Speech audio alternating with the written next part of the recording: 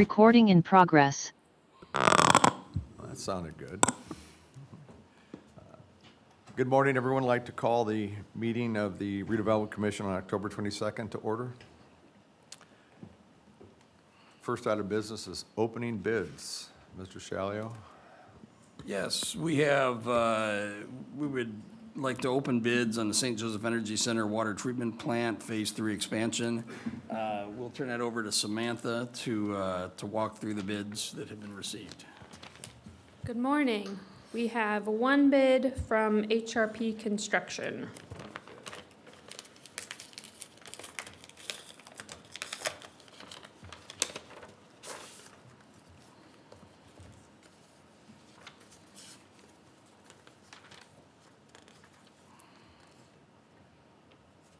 This is from HRP Construction with a bid of $25,897,000. Again, that is HRP Construction with a bid of $25,897,000.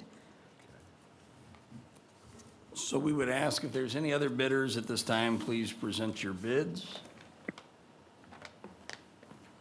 Seeing none, we'd ask the Redevelopment Commission to accept the bid, turn it over to the engineer for review, and then at the end of the meeting, we would like to move forward and award the bid, please. Motion to accept the bid. Second. We have a motion and a second. Mr. Lane? Aye. Mr. Horvath? Aye. And Mr. Jordan? Aye. Motion carries.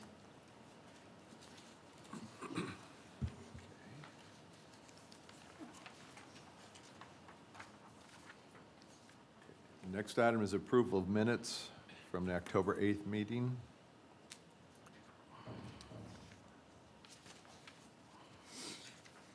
I had read all of them and that they seemed to be accurate. Motion to approve. Second. We have a motion and a second. Mr. Lane? Aye. Mr. Horvath? Aye. And Mr. Jordan? Aye. Motion carries. Morning. In your packet, you will find the September financial statements for our accounts, as well as a list of transactions and open purchase orders as of the end of September. Also, new in the packet, you will see, or I guess that's later in the agenda, so I'll get to that in a second. Does anyone have any questions on any of those accounts? And I'll also mention I have a breakdown of all of the drawdown requests on the GM Samsung bond, both the taxable and the non-taxable bond. So that's what those are. So you can see the contracts or the invoices that have been paid from those bond proceeds. Any questions for Mr. Fotia? Looks good. And at this time, if we can get the PowerPoint up.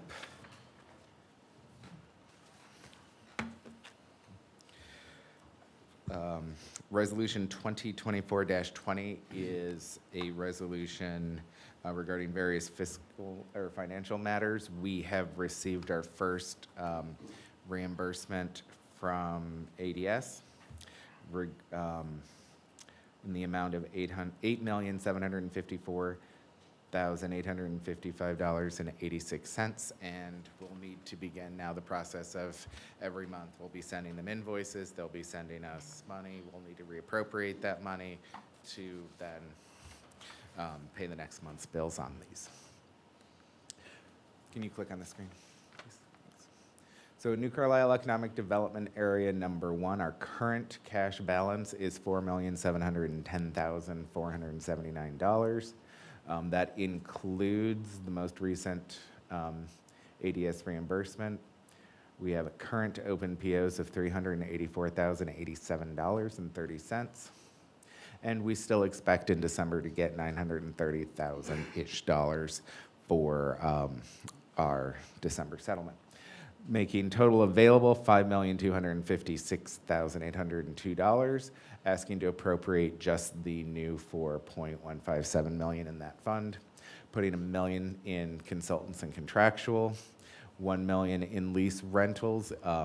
Earlier this year, we had to make our first payment on the bond and also put the next month, or next spring's payment in reserve.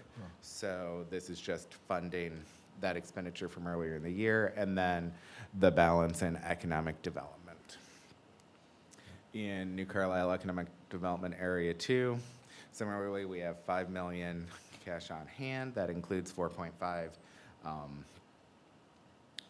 from the most recent reimbursement request. We have open POs of 26,000 and expected to get about 1.2 in December. So we have available to appropriate 6.2 million, and we're asking just to appropriate the 4.597, a million in consultants, 1.599 in lease rentals, and then the balance in economic development. Happy to answer any questions. It seems like a big difference in that second one. Where does that 1.5 million? You said like 6.2 million cash on hand, and then It's the lease rental. Yep. It's, so that one does have a little bit extra cash on hand. We try not to appropriate 100% of what's in each account. We'd like to keep that about 15 to 20%, though right now while we're running with this cash flow, it can get a little bit less than that. But if possible, we'll keep it in reserve. Plus, we have not technically received that 1.2 million yet. So it's anticipated. Don't want to fully appropriate it just yet until we know what our settlement's going to be. thanks. Yep. Any other questions? Hearing none, is there a motion to approve? Motion to approve? Second. We have a motion and a second. Mr. Lane? Aye. Mr. Horvath? Aye. And Mr. Jordan? Aye. Motion carries. Thank you.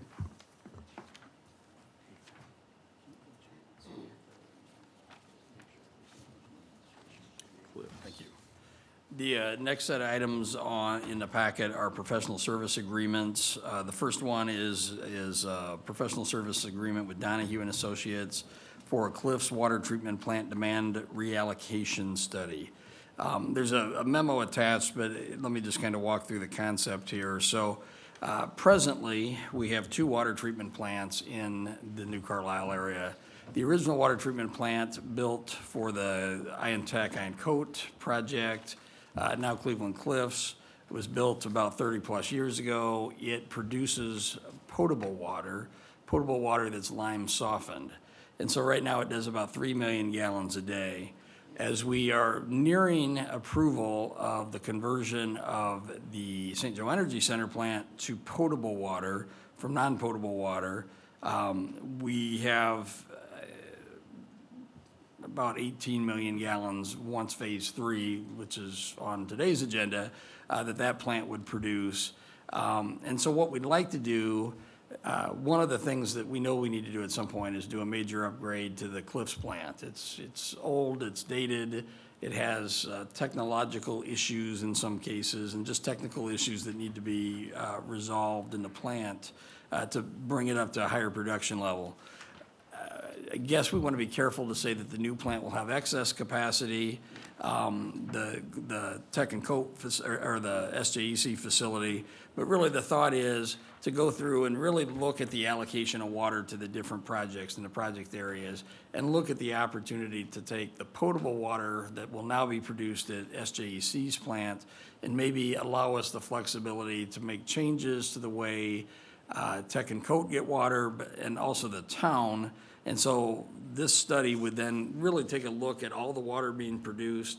Is there an opportunity to get out of the Cliffs plant for a period of time, get water allocated to the town and Cliffs and other users out of this new upgraded plant? So the proposal before you today is to do that study.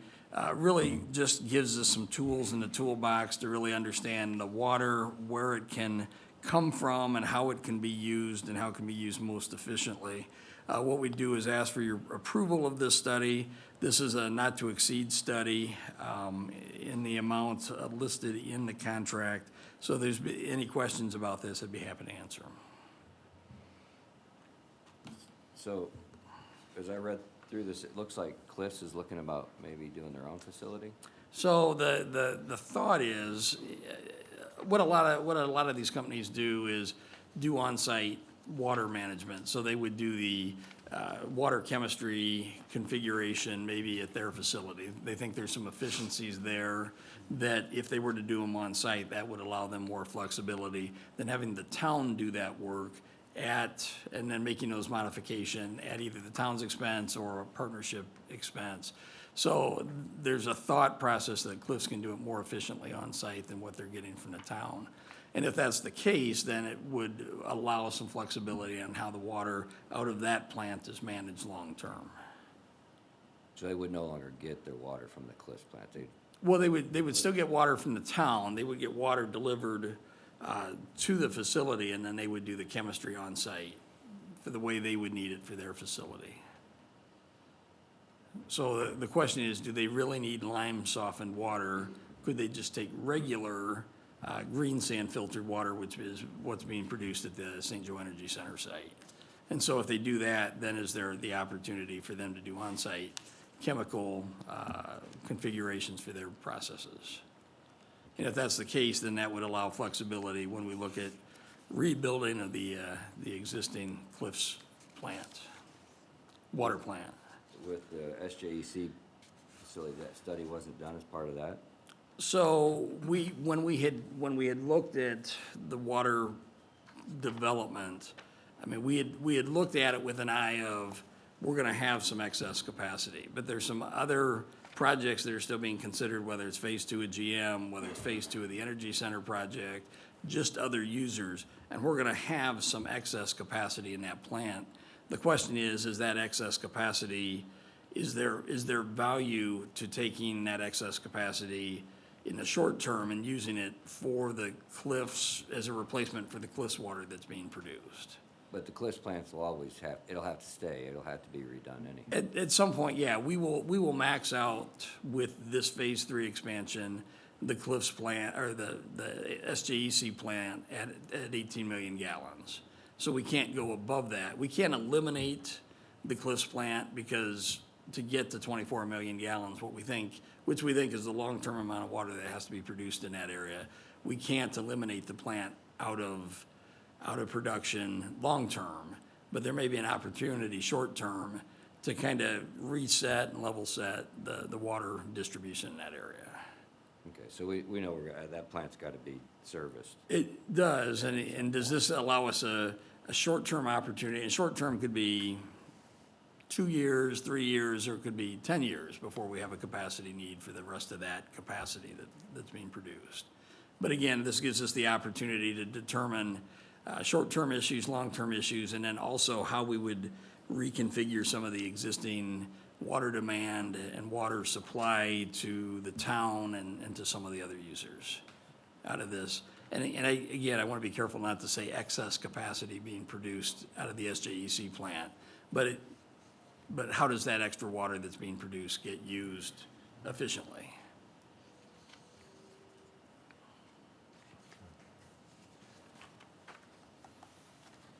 Okay.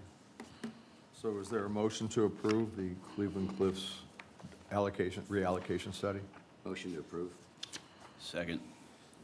We have a motion and a second. Mr. Lane? Aye. Mr. Horvath? Aye. And Mr. Jordan? Aye. Motion carries.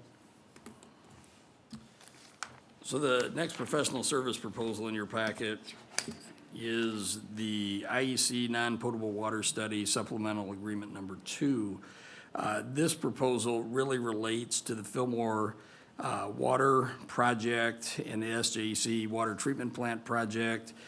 Part of that bigger, again, project talking about water usage on the site and things like that. A couple of parts of this proposal. One is some additional funds as it relates to the construction of wells 3, 4, 5, and 8, which are water wells that are necessary to expand the SJEC water treatment plant. Originally, there was a proposal to do 3 wells as part of the project. Now we found that from a water capacity need, we need to add a 4th well. Those wells would be located on the southwest corner of Walnut and Edison on property owned by the county and redevelopment commission. So that's the kind of the first piece of this project. The second piece of the project is really moving forward with design of the water tower that's part of this project. We've long anticipated the need to build a water tower as part of this project, and so that would be part of this agreement. If there's any questions, Andy Lamberis from DLZ would be happy to walk through some of the details of this proposal. Okay, to be clear, you just said that the water tower would be part of this proposal here, or is that further on in the agenda? Oh, you know what? Yes, you're right, it's on the next, the water tower is in the next one. So this, Okay. I'm sorry, this relates to the water wells, and then construction observation that's part of the project, that are ongoing with the water treatment plant. I'm sorry. Too many proposals that look very similar in the packet. I apologize for that. Understand. Because I'm naive, we're gonna be paying them basically $5.5 million for construction observation, et cetera. But they don't, apparently, per what I read yesterday, have any particular liability if the contractor does something wrong. I don't understand for $5.5 million exactly what they're doing. It seems like a lot of money, not saying that it isn't required, not saying that they haven't done it and done it well. I just don't understand exactly what that is for, Yeah, or what all the services are for. Yep, no, and I think this would be an opportunity for Andy to kind of walk you through some of that. Excuse me, Andy Lamberis with DLZ. Thank you for the opportunity here. So, as Bill mentioned, the first one is for the St. Joe Energy Center water plant. And that is mainly for the Phase 3 construction, observation, and office engineering services during the construction phase.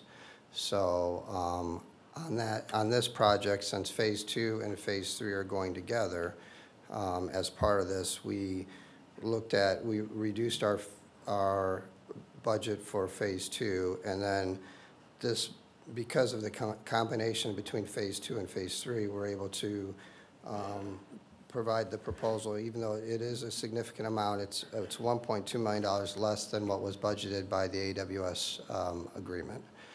So our services, to your point, are to have 2 on-site engineers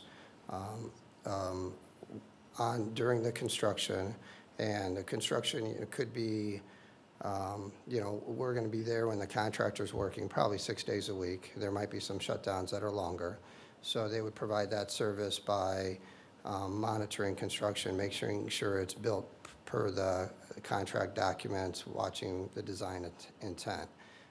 The other part of the service is the construction administration that goes with that. So that's the shop drawing review, that's the engineering during the construction phase services, from the electrical, mechanical, structural, architects, and process engineers to, again, work back and forth with the contractor on those elements.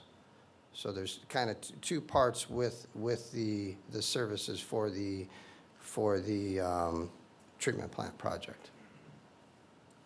So what's the completion estimate for Phase 1, 2, and 3? So the current completion is end of December. They're probably going to carry into February for services that are not related to produce water. They'll be producing water by the end of December, per the agreement with GM and AWS, and then they'll have some closeout contract services for the next 2 months.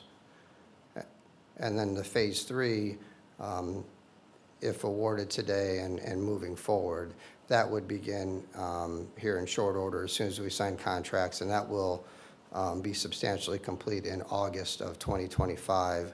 Again, final completion probably in November-ish timeframe.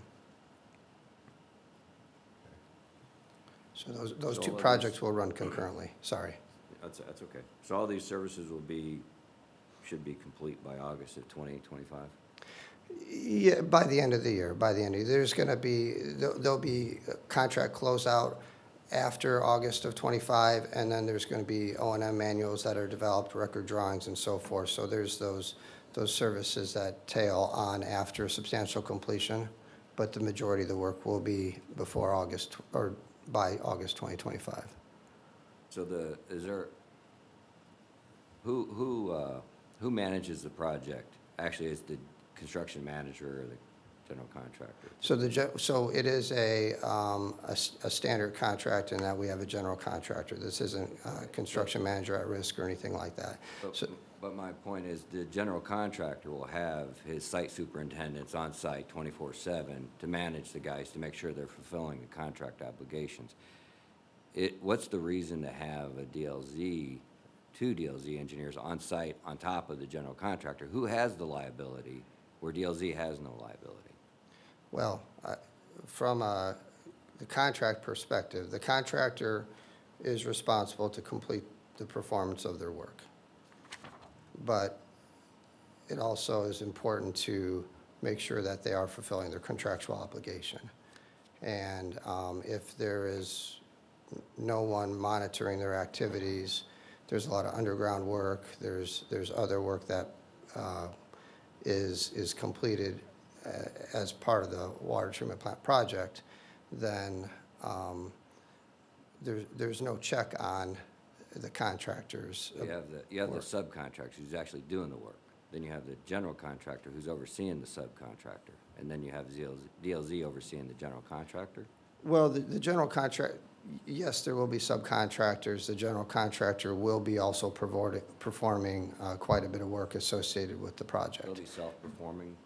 Yes, a significant amount. Well, I did not personally look at the bid that we just received, but like on Phase 2, LD DOSA is the prime contractor. HRP is one of the subs on it, and HRP is performing a lot of the underground site work, but LD DOSA is doing the interior process work and other elements. But you kind of see where we're going with this, is typically an engineering firm would be at the construction meetings, they might do site inspections periodically, but to have full staff on site is a little bit odd unless you're having problems with the performance.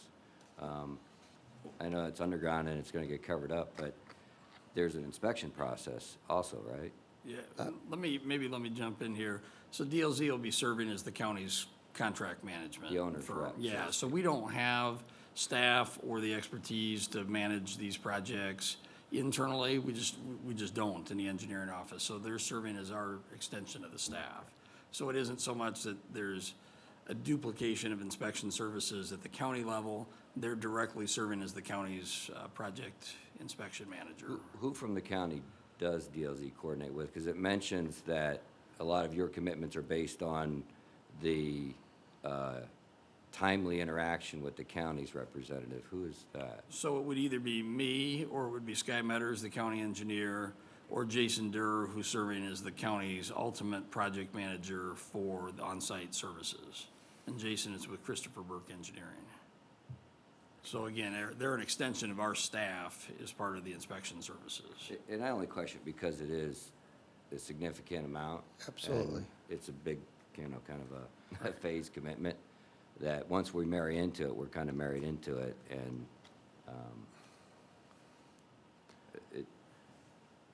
I'm seeing, some decent sized percentage Yeah, of but cost of And- construction. Andy, not- correct me if I'm wrong, this is all reimbursed by AWS, It correct? is reimbursed by AWS, but these are, so on water plants, it's not necessarily a typical project that the county does, and that's frequently why counties or cities don't have this type of expertise. For other communities that we design and construct water plants and water towers for, like Mishawaka we recently did, we provided similar services for that, because there are expertise that our staff may have that isn't typically in a county. County doesn't typically construct water plants frequently, so.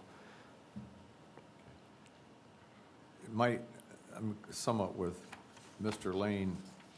I'll go back to my original question, which is, we're gonna pay $5.5 million, you're gonna do all the, have engineers there, et cetera, making sure the work's done, your extension of the county, because the county doesn't have the staff. My hangup is that if something goes wrong, your contract says that, you know, you're not liable for it, so does that mean the county's liable for it? Well, that amount, just, Well, to be it's a clear, total, but I'm that's- yeah, saying, you're that's doing this not- contract management, but it says clearly if there is a problem, it's not, you know, that's between the county and, as I understand it, the county and the contractors or subcontractors.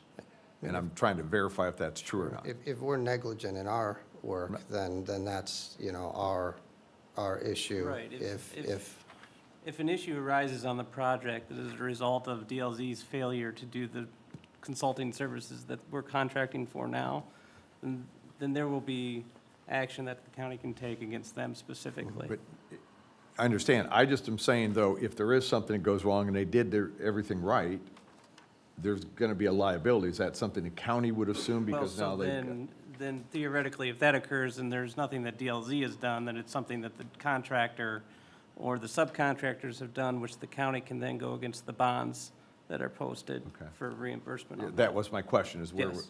how would that be funded? That, Okay. we would pursue the bonds. Okay. Okay. Any other questions? What's the total value we're being asked to approve above and beyond what's already been approved? the total value of the three DLZ proposals today, or Yeah, the three today. I'd have to do some math here real quick. I don't know. It's not, you're talking about that? Oh, the total, I don't know. Yeah, I don't know.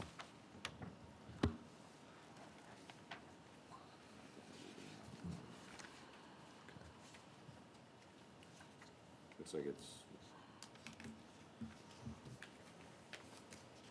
That's why I thought it was the five, is it- five, is five, it four, seven. 5471, the total amount we're asked to, in addition, that we're asked to approve today? No, the I believe that's contract, would- higher than what is going, I'm sorry, Bill. yeah, the contract total with these additional changes would be 5.4 million. Yeah, 5471.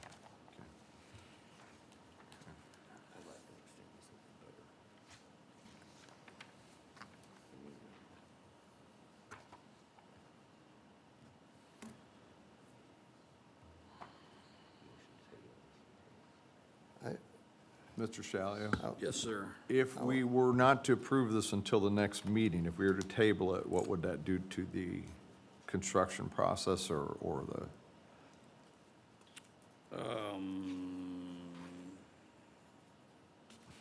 I don't think that's it's not going to affect the construction process. I don't know if the 5 million number is correct. I was coming up with, I mean, it's still a significant number, but in the 4 And million that's what we were range. saying, if we just wait 2 weeks till our next meeting and we could, Yeah, I think we could table until the 12th, November Okay. 12th, and, I mean, I don't think that causes issue, does it, Andy? It does not, from a construction. There were three. One is the one we spoke of, the treatment plant work.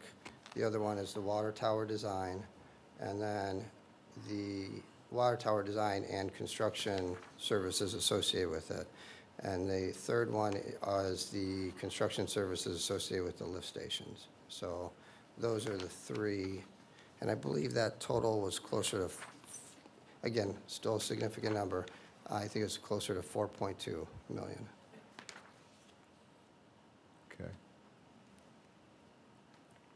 Is that amount reflected in the supplemental agreement number 2? Is that amount all contained in that agreement, or where does that number come from? The 4.2 that I just Yeah. mentioned. So what I did is my understanding that Mr. Jordan was looking for an aggregate total.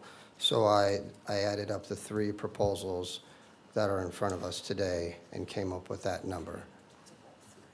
Okay, so you're talking, okay, because, yeah, okay, three separate ones. So,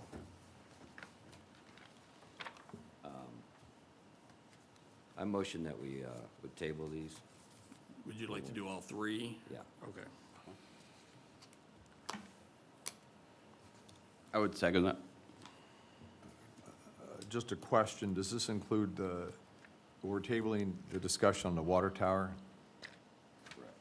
It would be If- Okay, If I could suggest, Mr. President, why don't we do a motion to table each agenda Okay. item individually, so there's no confusion I on the would, record? I would agree. So we're currently on agenda item 4B2, the IEC Right. non-portable water study supplemental agreement. So do we have a motion to table that? a motion to table. Second. We have a motion and a second. Mr. Lane, Aye. Mr. Horvath, Aye. and Mr. Jordan. Aye. Thank you. Okay. A motion to table 4B, 1-3? Or is it I3? 4BI3, was there any discussion that you wanted on the water tower, Mr. President, or? On the water tower, I guess because we don't have a motion yet, the question I have is that I'll regale you in a story that happened yesterday, and I apologize. But we, on a different project, nothing related to my personal business that I own, we had a bid to do something for $50,000. We found somebody to do it for $21,000 who had never used. Turned out that the company that bid $21,000 was going to do the work either way because they were a subcontractor. So we saved ourselves 60% by getting a second bid. On the water tower, I mean, they just built one in Mishawaka. Is that so specialized that we couldn't entertain other bidders? Nothing against our current skill level, DLZs, Lockmullers, all the groups that we have. But the question is, we tend to always go to the same people. By my company naively going to someone new, we saved a lot of money. So the question is this a situation where we could entertain outside bids? For the For the design and water tower. For the design and construction of the water tower. Or construction or something, yes. Right, well, I mean, obviously DLC won't be constructing the water tower, so it'll have to be designed and bid. And somebody then else would, I mean, we'd go out to bid on the water tower itself. That's my question. Why did they have to construct it? Nothing against DLZ. No, they wouldn't construct it, they would just design it. Okay. But it was previously in that contract that design would be part of that. Now we're at a point where we've selected a site and, or we're finalizing site design. And so then they would do the design of it, and then they would put it, prepare the bid specs, and then would put it out to bid. It's just the point I'm trying to bring, that we need to expand. As we realize that you need a depth of knowledge and experience. They've been out there for 30 years probably. You probably had, a matter of fact, I had breakfast today with somebody who built the first water treatment plant. And, DLZ was part of the process way back then. But we just need to expand our bids where we can. Okay. And where it makes sense. And I didn't know if a water tower, because of, it's just a water tower that gets built all over the country, we could do that. As far as the The cons- design side The of construction, things. either or. Yeah, the construction side won't be DLZ that builds it. Yeah, I think the concern is, that Dennis is saying, is from the design side, is there other potential firms to look to? But I think when you look at all of these projects as a whole, DLZ has been a significant part of Correct. the entire concept and the planning. And so for the purposes of the water tower in this situation, I really do think that we get efficiencies from continuing to use DLZ for that, because again, this is not just a water tower project, this is a sanitary sewer upgrade, this is the water treatment plant upgrades, and you need that contiguity, I think, in those specific situations to take advantage of those efficiencies. But certainly understand what you're suggesting here. But that was the question, if we were to have it built, the construction side, does that fall under DLZ as well? Or would that be a separate contract? No, that would be a separate contract, the actual So we construction. could bid for that if we chose to? Well, we would bid, we would have Okay. to take I'm that just- project out to bid, yes. Just making sure. Yep. Okay, because it was, when I read it, it was unclear about that. Yeah, they would take it up to a point where they do bid specs and design and bid specs. Then we would put it out to bid, much like we did the water treatment plant, Okay. Phase 3 today. All right. And all the Those bids past would come before construction us then, projects. or would that just go to DLZ? I'm sorry? Those bids would come before us? Yeah, then? yep. Okay. Yeah, by Indiana law, any actual construction of a public improvement is bid out, and that would come before this body. Yeah, I think, well, I think Dennis is on a point here, though.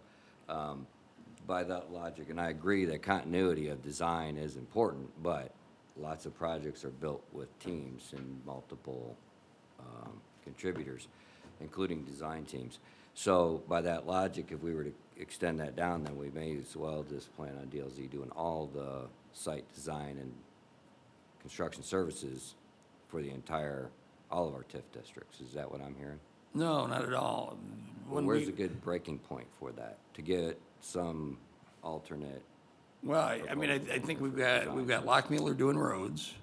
We've got Lawson Fisher doing the drainage and drainage ditch reconstruction.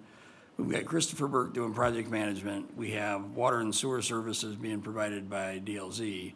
So we have, I mean, we've broken up this project into a lot of different contractors. Donahue and Associates is doing water treatment plant study and other water treatment plant related objects. So I would argue that we have broken up the project, the different vendors in the area.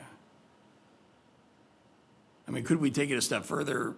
I suppose, I mean, we could pull this item out and then, I don't know, do an RFP for a construction firm. The problem is whoever we would bring in, it would be separate, would have to build a base of information. Not that some of that information couldn't be transferred over, but we'd end up paying for a lot of redundancy of work that's already been done by DLZ to this point. Well, and the water tower is a good example. I mean, the construction services for the water tower is 2.2 million. Design, oversight, and all of that. 2.2 million. We're estimating that the water tower project is going to be about a $9 million project. So of the 9 million, 2 million is for DLZ services. Correct? Just to be, just on that item, the design right now is 375, and then construction services that we have in here is about 650, and there's some other geotech in that, so the total is just over $1 million. So it's still a significant number, but it's not a $2 million number. But your contract total for services, design and oversight is 2.226, right? So that total, and maybe that's some of the confusion on the way we've laid out the agreements. So that total includes all of the previous services that we've provided. And that's true for all of these supplemental agreements. It's, the total that you see is the services that we've provided to date over the last 15 months, in addition to what we're requesting beyond that. So that $2 million total, if I may look, the 2.2, that includes the 3 or 4 miles of water main design, survey, construction inspection, control valve design, and all of the things that we've been doing starting back in August of last year, in addition to what we're requesting moving forward for the next 2 years. So that's on that specific item, that's a 3-year service from DLZ, from all of that water main to the water tower through construction. Okay, so this, when I read this scope in the memorandum, it starts with construction, observation, design, but this doesn't speak of previous work, so. Correct, So and I the apologize for value- the confusion on that. The value of this is 1,051,000? I believe so, sir, let me double check. Okay. Yes, yeah, 1,071,500 is, 10%. So that would be about 10% of estimated construction costs. yes, and that would be for the design as well as those construction phase services. And that may have been some of the confusion on the other ones as well, and I apologize for that confusion if those were difficult to follow. Well, that's fine. It's when I asked for the estimated cost of that project, at the bottom of it said 20% services fee. Oh, that was an estimate. So I believe the project cost that was provided, that was what was discussed and agreed upon with AWS. So in that case, the AWS agreement that the county signed, I believe included that $1.5 or $1.6 million. And then some of the efficiencies and working on these projects, our proposal for it is about $500,000 less than what is currently included in the county AWS agreement. And that does hold true. Again, these are still significant amounts, but that does hold true for like the treatment plant project that we discussed that was tabled. Our fee was $1.2 million less than what's in the AWS county agreement. And then for the other lift station one that you haven't discussed yet, our fee is almost $1.3 million less than what was agreed upon in the county AWS agreement because of those efficiencies of having the same people working on multiple projects. So I have two more difficult questions. for you. Absolutely. I kind of looked up what 500,000 gallon, I know it's not an exact science, what these tanks should cost, these towers should cost. And I've seen spectrums all over the place. Now, the type of structure it is, I was looking at this type as a concrete base with I forget what you call that. The steel bowl or the... Yeah, the steel bowl, but there's a certain type of welded product that's at the top. I've seen price tags from recent 2024 numbers, 4 million for a 2 million gallon tower to 9 or 10 million for a million. So I'm wondering about the estimated cost of this project being pushing 9 million for a 500,000 gallon, which is a medium-sized tower, as I understand. Wouldn't it, is there a reason why we wouldn't be in the 4 million mark, which, you know? No, it's a great question, and quite honestly, since COVID, these water tower costs have skyrocketed with a lot of things. When we bid the Mishawaka water tower prior to COVID, I believe that bid came in around $7 million for a 1.5 million gallon tank. So it's a very large tank. It's up by Grape Road. So in Lakeville, we bid a 250,000 gallon tank. So that's half the size as we're talking here in August of '23, so about a year ago. And the low bidder on that was $5.6 million. And that was for a water tower half this size. And we've been, with that number, we've talked with the three major manufacturers that we would believe would bid this project are Caldwell, Phoenix, and Landmark. Those are the three kind of primary composite water tower manufacturers. And we spoke with each of them to talk about the bid that we received in Lakeville a year ago, increasing the size of that, to our bid to try to understand. And they indicated that it would, it's not a double, but they indicated at least $500,000 more to go up to that larger tank. And then we did add 20% onto that because, unknowns on site, geotech. If we have to put this tank on piers, which we don't have the geotech yet, that adds another $500,000 to $1 million of cost and so forth. So based on our recent bids that we've received, discussions with three water tower manufacturers, we feel that that number is in the ballpark of where we're going to be at. And it looks like it's what is that, 32-month project? So that's extended, and that was based off of what we negotiated with AWS for the agreement for the completion date. So water tower manufacturers, depending on where they're at, there's only a select few, and they jump around from site to site. Where they have a foundation crew, then that goes to a different site, then they have a column crew, a steel crew. So right now, their sweet spot is 24 months. So we can have one built sooner than that, but we'll pay a premium. So when we negotiated with AWS for the dates, we extended that out a little bit just to give all of us a little bit of wiggle room as whoever you select to do the design, that designer would coordinate with those manufacturers, getting close to the time of bidding to understand what is the time frame, because we don't want to accelerate. We could accelerate it sooner or quicker to get it online sooner, which would be preferable, but you don't necessarily want to have to pay a premium for that if you don't have to per the AWS county agreement. So, and then my last question here. You mentioned there's certain companies that specialize in this. Does it make sense to do our geotech independently, give them geotech reports and do an RFP for design and construction of the project so that they own the whole thing, soup to nuts? I haven't done that before, so I really can't speak to that. What we typically do is, as part of the design, we do the geotech with that and then provide that to the contractors to bid. The concern I'd have with the concept of having it designed and built by a single entity would be all the planning that has to go in before that. They would have to submit their bid prior to understanding.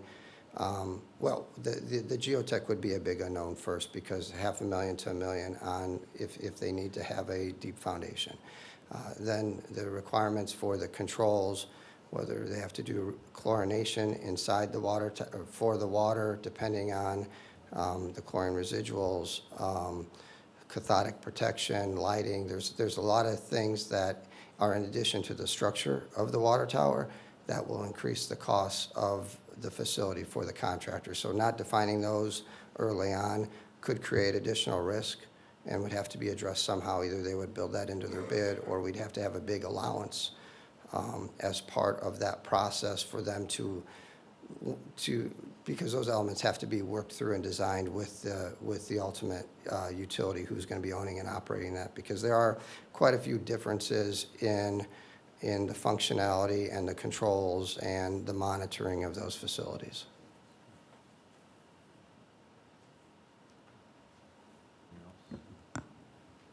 So we had 3 separate agreements that you wanted to table? Yeah, right? we've done 2 separate, we've done 4B1, 2. So we're on 4B1, 3. And if, I'm sorry, if it would help, I would be happy to go through the dollars on each of these, because if we've created some confusion on the way we wrote them, I just want to make sure that those are clear, whether they're all tabled tonight or not. I don't want there to be confusion. Because a lot of it, you know, is this is replace paragraph 7 with paragraph 7. Yes. Agreement, to try and understand what that means. You're looking at the 20%, we don't know what the 20%, just, there's numbers in there that we weren't able to follow. Understood, yes. I apologize for that No, it confusion. just is. It's a complicated project out there. It's a lot Yeah. going on, a lot of moving parts, so there's, you know, So is there a motion to table item 4BI3? motion to table? Is there a second? Second? We have a motion second, Mr. Lane, Aye. Mr. Horvath, Aye. and Mr. Jordan. Aye. Item is tabled. And then the IEC, are we on the IEC sanitary sewer study now? Yes, 4BI4.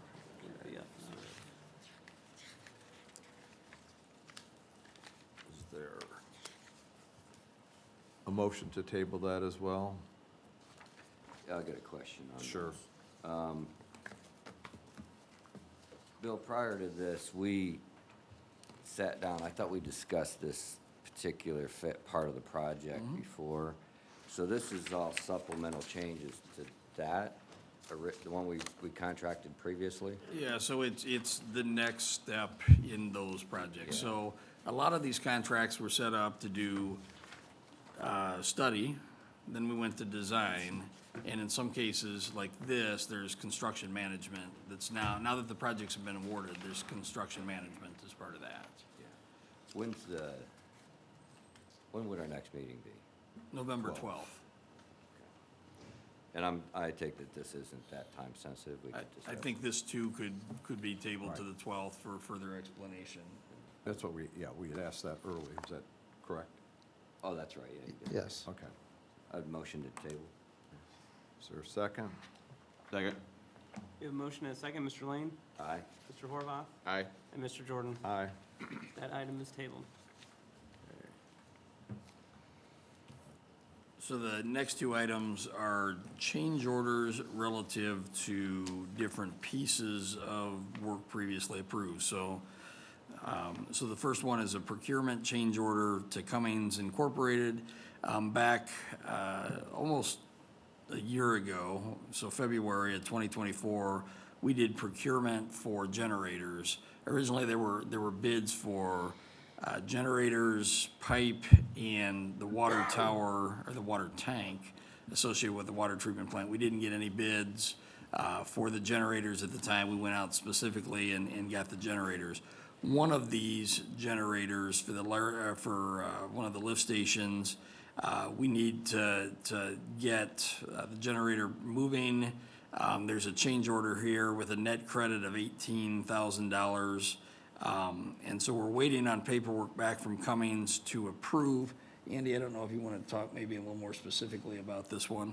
Sure. So this is part, as Bill mentioned, this is part of the 3 generators that we procured about a year ago. And because of, this has been a very fast-track project, and because of the long lead time for generators, we needed to procure them and get under contract without knowing the full design elements of them.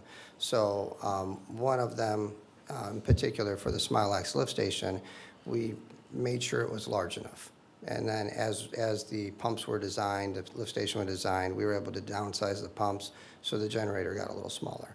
So as we were going through that process, we worked with Cummins, who is the manufacturer of the generator, and we were able to downsize some of those parts associated with that generator. So that's resulting in that credit of $19,000. And as Bill said, we just don't have the signature page back from Cummins on that. So are we looking for a motion to approve awaiting the signature from Subject- Cummins? Yeah, subject Subject to final documentation. Motion to approve? Second? A motion and a second, Mr. Lane, Aye. Mr. Horvath, Aye. and Mr. Jordan. Aye. Motion carries. If I could add one more thing onto that for Mr. Lane, because he was, about a year ago, we talked about the generator delivery and making sure they are on schedule, and the good news is they are.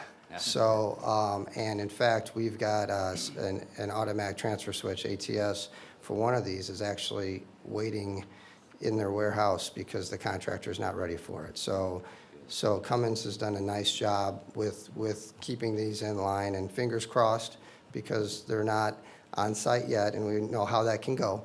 But all things are pointing to, being on track on those. So the next item is item 6. This is a change order to the State Road 2 lift station, force main, water main project. As part of that design project, there was not a generator that was originally a part of that design package. And at the time when we did the original procurement, we didn't have that as a project. And so that project became a project over time. So we now need to acquire a generator. We've determined that the best way to do that is as an addendum or as a change order to the State Road 2 project, instead of going out and asking for a specific procurement through the generator proposal that was done before. So C&E has asked for a proposal from Cummings, has gotten a quote for a generator in the amount of $95,313,000.36. My memo has an extra number in that column, but it's 313-36. So what we'd ask for your approval, subject to documents, is for that change order to the State Road 2 project, to C&E Excavating for this generator purchase. What's the size of that generator? I don't know. I can get back with you on that. I'm not sure what the kilowatts are on that one. That's my sniff test. KW rating. Yeah. But we wanted to go with the same manufacturer as the other 3, just for continuity. And this will come, are we doing service agreements with all these? So I believe the service agreements, the lift stations will be owned and operated by the city, so that's going to be up to them on the service agreements. The town will own and operate the generator at the water plant, so that'll be on their responsibility to determine what they want to do with that. I just recommend that we do that. Absolutely. Is there a motion to approve? Motion to approve? Second? We have a motion and a second, Mr. Lane, Aye. Mr. Horvath, Aye. and Mr. Jordan. Aye. Motion carries. Thank So if you. we could do the award of bids, please.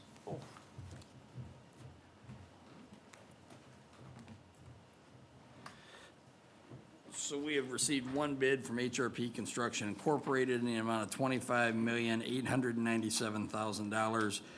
The bid proposal has been reviewed by the engineering team, and it's their recommendation that they're the lowest responsive and responsible bidder with the contract amount of $25,897,000. And we would ask for your approval of that bid, please. Motion approved? That'd be correct. Second? A motion and a second. Mr. Lane? Aye. Mr. Horvath? Aye. And Mr. Jordan? Aye. Bid is awarded. Thank you.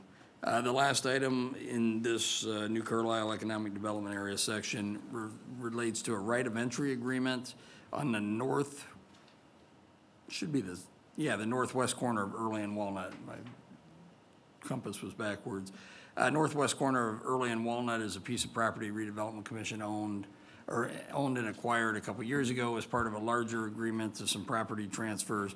This is a piece of property that will ultimately be used as part of the buffer area between the industrial area and New Carlisle. But in the short term, our business partners at Ryan Company, which is the development group, the general contractor building on the western half of the AWS South SBN 100 site, needs additional parking and storage area. As they continue to build out their site, they've run out of room on site for parking based on the amount of contractors that they have. They have leased property from Master Roll for storage and vehicle parking, but need additional land to do that. This is directly across the street to the west from their construction site. We met with AWS, or the Ryan companies yesterday to finalize this agreement. But basically, this is a right of entry for a year period, which can be extended based on their construction cycle. Would allow for a designated area to be set aside for parking, would set a monthly lease rental price for the site, would also allow us the ability to get onto the site to start doing tree planting, which is a requirement of some buffer work that had to be done for the Nespajani ditch relocation. And they actually offered yesterday to help coordinate some of the landscaping work, as they'll have landscapers on site. So this is a great short-term use of our land. It'll be restored and brought back to it as is, or probably a better condition for the future development of this buffer area.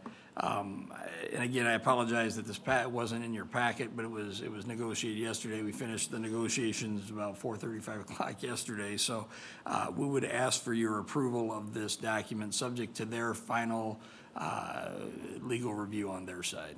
Yeah, if I could just add two other additional things about this agreement.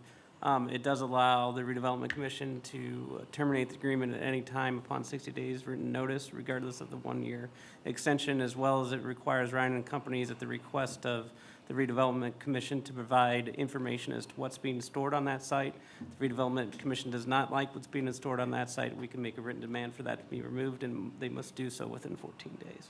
Okay. All right, thank you. Is there a motion to approve? Motion to approve? Second?